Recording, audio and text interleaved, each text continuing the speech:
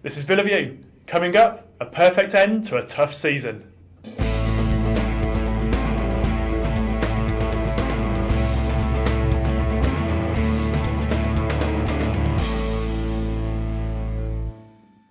Hello and welcome to Villa View. I'm Paul Bradley and I'm joined in our Fort Dunlop studios by Aston Villa correspondent Matt Kendrick. Hi Matt. Hi there. Well, a great end to the season for Villa. Just sum up those last couple of games for them and just going completely against maybe the way many fans would have seen it. Yeah, I think it's a reward for the supporters, if nothing else. Really, I think it has been a really difficult season to endure.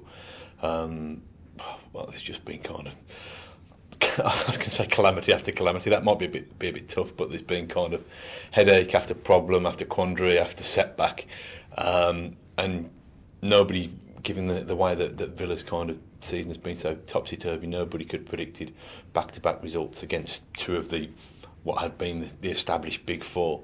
But Villa rewarded their away fans with a fantastic performance and result at Arsenal, and then they kind of repeated the favour to the home fans in front of a kind of vibrant, packed Villa Park on Sunday. So it's restored a bit of optimism. It's still by no means what Villa should expect. Villa fans have become a little bit spoilt about looking further up the table in recent seasons, and I think they'll want to restore that position at least in the top six in years to come. But yeah, like you say, after a tough season, it's put a smile back on a few faces. Great stuff. And ninth place Villa finished in the end. Would you see that as above par or par for such a transitional season? Well, given where they could have finished, I think you've got to say it's above par. I know a year ago when Villa had just finished sixth and been to Wembley twice, if you'd have said you've got a ninth place finish next season, a lot of people would have been very disappointed and very upset. And I think people are still disappointed and upset, but having flirted so close to the relegation zone, to finish in the top half of the table, to finish as the highest ranked West Midlands team again, I think that's kind of put a bit of a gloss on a cloudy season, really. Okay, and just turning into some of the players and looking ahead now, starting off with Stuart Downing, do you think he's going to be attracting some interest over the summer transfer period?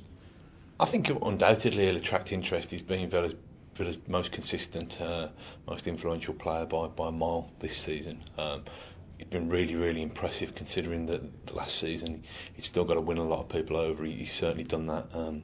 We hear that he's kind of on Kenny Dalglish's wish list, and that I think Sunderland as well have been interested in him. But the vibes that I got when I spoke to Stuart Downing at the Player of the Season dinner a couple of weeks ago, which incidentally was the time that he picked up 3 awards, was that he's keen to stay.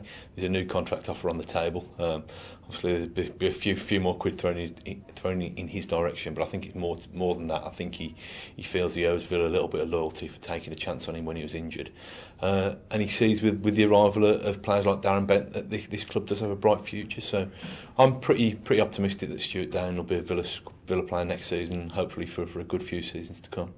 And then the next question, the player we've talked about over and over again in this studio, Ashley Young. Any more news on him, or is it still waiting and see? Well, it's been his stock response whenever we spoke to him all season. Ask me at the end of the season, ask me at the end of the season, ask me at the end of the season. He walked past us on Sunday after the game. Sadly, didn't stop so we could ask him.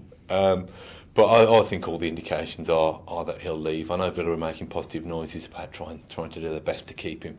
But I think if Manchester United come knocking, or even if Liverpool come knocking with a firm bid, and that it meets Villa's valuation of him, which will probably be somewhere upwards of kind of £18 million, £20 million, then I think Villa will reluctantly take the money. I think Ashley will say thanks for giving me this opportunity, and I think the deal could be done. Okay, Matt, well, look, thanks for your thoughts today, and thank you for watching. We'll be back again next week with more Villa View.